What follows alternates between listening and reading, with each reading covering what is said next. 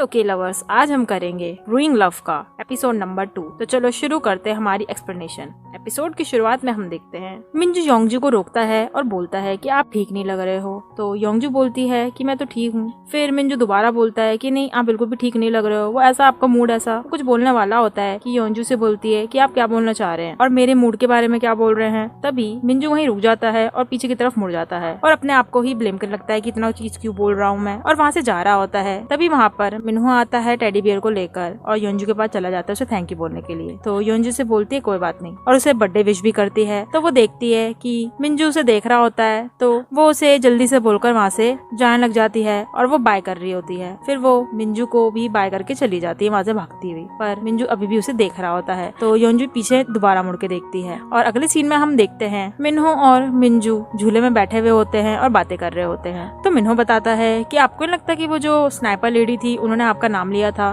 तो मिंजू बोलता है लिया था उसने, पता नहीं। फिर मिंजू बोलता है पर ये जरूरी नहीं है, वो बिल्कुल सैड लग रही, तुम्हें दिखा नहीं था? तो मिन्हो बोलता है आपको ऐसा क्यों लग रहा है? तो मिंजू बोलता है नहीं, वो लग रही थी, तुम्हें नहीं पता। फिर वो और भी चीजें बोलने लग जाता है। तो मिंजू बोलता है तुम बहुत बड़ी बड़ी बातें करने लग गए हो, और वो दोनों काफी हंस रहे होते बातें करने के बाद। दूसरी सीन में हम देखते हैं योंजू अपने घर के बाहर होती है और अपने मूड को हंसाने के लिए अपने मुंह को बना रही होती है। फिर वो अपने घर पे जाती है और देखती है कि उसकी दादी माँ सो रही होती है सोफे पे। फिर वो उसके पास जाती है और उन्हें उठाने के लिए। उसकी दादी माँ उठती है। फिर योंजू ने बोलने लग जाती है कि आप यहाँ पर क्यों सोई हुई हो? तो दादी माँ पूछती है कि तुमने खाना खाया है नहीं खाया? तो योंजू बोलती है मैंने खाना खा लिया है, और फिर उठा लेती है उसे। फिर उसकी दादी पूछती है कि तुम्हारा मूड ठीक नहीं लग रहा है? तो योंजू बताती है कि हमारा जो ब्रांच है अब वो बिजनेस में नहीं चल सकता है। तो उसकी दादी सैड हो जाती है और फिर योंजू बोलती है पर कोई बात नहीं, मैं बिल्कुल काम कर सकती हूँ, तुम्हें दिक्कत लेने की जरूरत नहीं है। फिर वो उसको उनके बेड में जाके सुला देती है दादी माँ को। जब वो कमरे से बाहर आ रही होती है तो वो मिंजू की बातों को याद करती है। जब वो उससे पूछते है कि तुम ठीक हो या नहीं हो, तो योंजू बोलती है कि उसको ऐसा बोल रहा था जैसे कि उसको सब कुछ पता है। फिर योंजू अपने आप को चेयर अप करने लगती है पर उसके पेट में अभी भी दर्द हो रखा होता है और वो बोलती है मुझे लगता है मुझे डॉक्टर को देखना पड़ेगा। अगले सीन में हम देखते हैं योंजू को अपने ब्रांच में जाते हुए और वहाँ पर वो देखती है कि सब लोग बाहर खड़े हुए हैं। तो वो अपने मैनेजर को बोलती है कोई बात नहीं, मैं बात करती हूँ, आपको दिक्कत लेने की जरूरत नहीं है। फिर हम देखते हैं कि वो अंदर जाती है तो वहाँ पर मार्केटिंग टीम के डायरेक्टर होते हैं जो वो बोल रहे होते हैं कि उनके पास ऑफर है योंजू के लिए। तो डायरेक्टर बोलते हैं कि हमारी टीम को ज्वाइन कर लो तो तुम्हारा ये जो है ब्रांच सही रहेगा। तो योंजू बोलती है कि ऐसा सच में हो सकता है? तो डायरेक्टर बोलते हैं हाँ, पर उसके लिए तुम्हें एक काम करना पड़ेगा। तो योंजू पूछती है क्या? डायरेक्टर बोलते हैं कि तुम्हें ब्रूअर मास्टर यून मिंजू को हमारे न्यू प्रोडक्ट के लिए ज्वाइन करवाना पड़ेगा, जिसकी वजह से चेयरमैन इम्प्रेस हो जाएंगे और तुम्हारी जो ये प्लेस है वापस से आ सकती है। डायरेक्टर बोलते हैं उससे कि तुम वही हो ना जो अच्छे से लोगों को पहचान लेती हो, तो मुझे लगता है तुम उनको कन्विंस कर पाओ।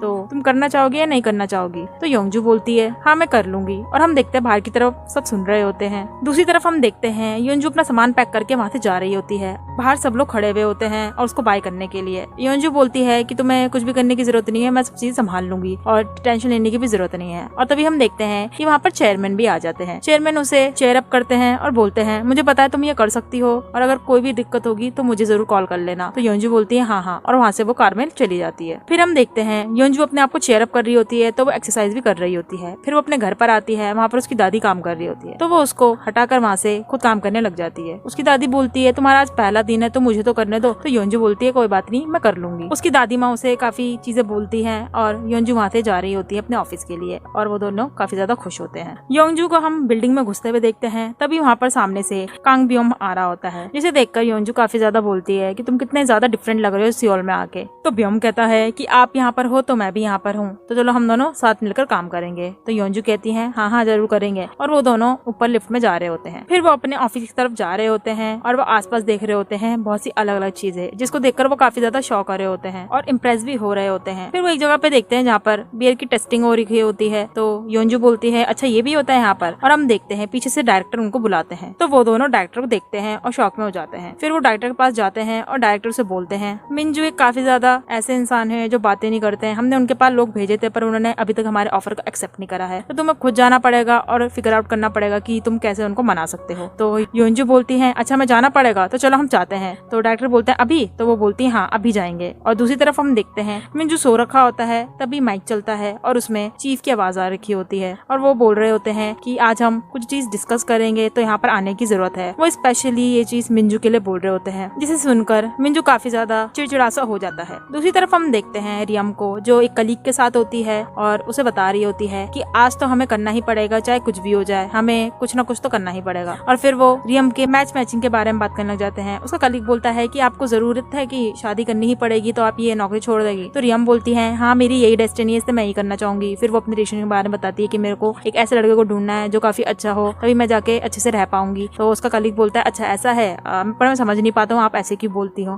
तो रियम बोलती है बस मैं करना चाहती हूँ। और दूसरी तरफ हम देखते हैं हुई को, जो सामान उठा के ला रहा होता है और रख रहा होता है। तो मिंजू से बोलता है कि यहाँ पर तुम्हें इसको करने की जरूरत नहीं, कार्ड्स है यहाँ पर। तो हुई बोलता है कि आप कितने ज्यादा बोरिंग है। फिर वो दोनों बातें करने लग जाते हैं और हुई बताता है कि यहाँ पर कुछ लोग आए थे आपके प्रोजेक्ट के लिए और वो काफी अच्छा भी था।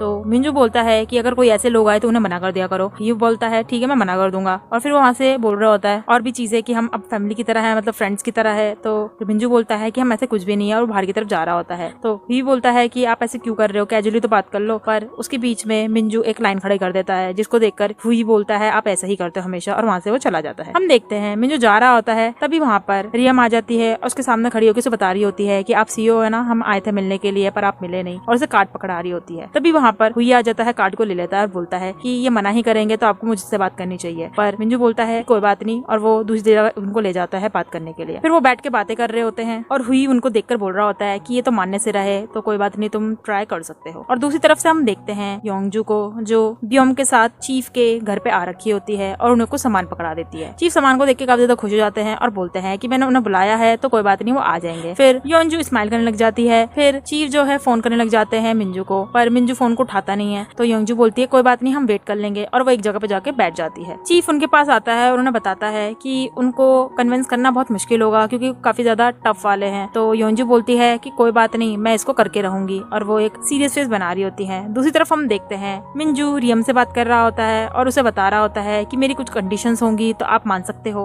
तो रियम पूछती है ठीक है, आप अपने कंडीशंस को बता सकते हो। फिर तो मिंजू बताता है कि मैं अपने बियर को जो करना चाहता हूँ प्रोड्यूस, वो यहीं करना चाहता हूँ, तो इसका मतलब उसका मास प्रोडक्शन नहीं हो पाएगा, इसका मतलब वो ओवरऑल कंट्री में नहीं जा सकता है, तो ये सही होगा। रियम चुप हो जाती है और हम देखते हैं मिंजू उसके एक्सप्रेशंस को पढ़ रहा होता है, और हम देखते हैं कि रियम काफी ज्यादा मुंह बना रही होती है। तो मिंजू बोलता है कि रहने दो, कोई बात नहीं, मैंने आपको लगता है ऑफेंड कर दिया है। तो रियम बोलती है अरे ऐसा कुछ भी नहीं है। तो मिंजू बोलता है तो मुझे लगता है मुझे डिक्लाइन करना पड़ेगा इस ऑफर को, और वहाँ से वो चला जाता है। तो फिर रियम का कलीग बोलता है मुझे ऐसा क्यों लग रहा है कि वो तुम्हारे एक्सप्रेशन को पढ़ लिया था। तो रियम बोलती है पता नहीं, मैंने तो एक्सप्रेशन सही बनाया था, और वो स्माइल करने लग जाती है कि शायद इसको देखना ही पड़ेगा, ये काफी ज्यादा अच्छे हैं। और हम देखते हैं सामने की तरफ से हुई देख रहा होता है उन लोगों को। तो रियम बोलती है इसको पता नहीं क्या है, और वो देखती है कि वो कैसी हरकतें कर रहा है, तो वो स्माइल करने लग जाती है। मिंजू को हम देखते हैं वो चीफ के घर पे पहुंच गया है, और दूसरी तरफ हम देखते हैं योंजू खड़ी होती है और कुछ चीजों को पढ़ रही होती है और अपने पेट को भी पकड़ रही होती है। तभी पीछे से मिंजू आता है और उसके कंधे पे हाथ रखता है, तो योंजू पीछे मुड़ती है और हम देखते हैं वो दोनों एक दूसरे को देख के शॉक हो जाते हैं और बोलते हैं कि तुम तो वही स्नाइपर वाली हो, और वो बोलती है कि पिंक बियर वाले हो। तो मिंजू बोलता है कि मतलब मैंने सुना था अपना नाम तुम्हारे मुंह से। तो